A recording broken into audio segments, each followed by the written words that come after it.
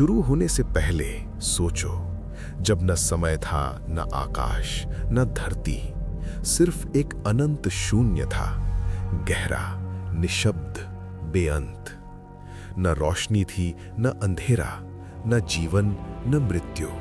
सिर्फ उस निशब्द ब्रह्मांड में एक कोमल कंपन हुआ। वैदिक ग्रंथों के अनुसार इस अनंत शून्य में प्रकट हुआ हिरण्यगर्भा, एक दिव्य, सुवर्ण और कॉस्मिक वूम्ब, जिससे सब कुछ जन्म लेने वाला था। उस दिव्य ऊर्जा से प्रकट हुए ब्रह्मा, सृष्टि के रचयिता, जिन्हें वेद और पुराणों में विश्व निर्माता कहा गया है। ब्रह्मा ने समय को जन्म दिया, दिशाएं रचीं और तत्वों को संतुलित किया। उन्होंने 5 महाभूत रचित किए: पृथ्वी, जल, अग्नि, वायु और आकाश। और फिर शुरू हुआ सृष्टि का विस्तार। वैदिक कॉस्मोलॉजी के अनुसार ये ब्रह्मांड एक ही स्तर का नहीं है, बल्कि 14 लोकों में विभाजित है। ऊपर के 7 लोक, भूलोक, भुवरलोक, स्वर्गलोक, महरलोक, जनलोक, तपोलोक और सत्यलोक। और नीचे के 7 लोक अतल, वितल, सुतल, तलातल, महातला, रसातला और पाताल।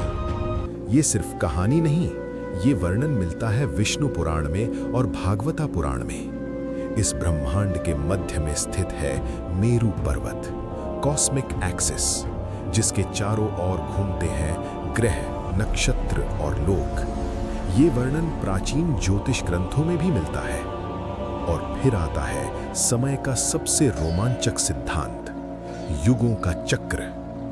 समय सीधा नहीं चल रहा, वो चक्र में घूमता है। सबसे पहले आता है सत्ययुग, 17,28,000 वर्ष। फिर त्रेता युग, 12,96,000 वर्ष। उसके बाद द्वापरा युग, 8,64,000 वर्ष। और अंतिम कली युग, 4,32,000 वर्ष। हम इस समय कली युग में जी रहे हैं। चारों युग मिलकर बनाते हैं एक महायुग, और ऐसे हजारों महायुग मिलकर बनता है ब्रह्मा का एक दिन, जिसे कहा जाता है कल्प। एक कल्प 4.32 बिलियन ईयर्स के बराबर।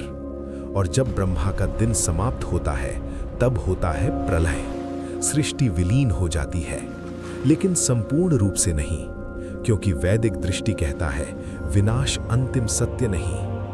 प्रलय के बाद फिर से होता है सृष्टि का आरंभ। ये चक्र चलता रहता है, अनंत, निरंतर। और इस पूरे ब्रह्मांड में एक और रहस्य छुपा है, त्रिमूर्ति का संतुलन। ब्रह्मा रचना करते हैं, विष्णु पालन करते हैं और शिव संहार करते हैं। ये 3 शक्तियां मिलकर बनाती हैं कॉस्मिक बैलेंस। और जब तक ये संतुलन बना है, तब तक ब्रह्मांड का नाटक जारी है।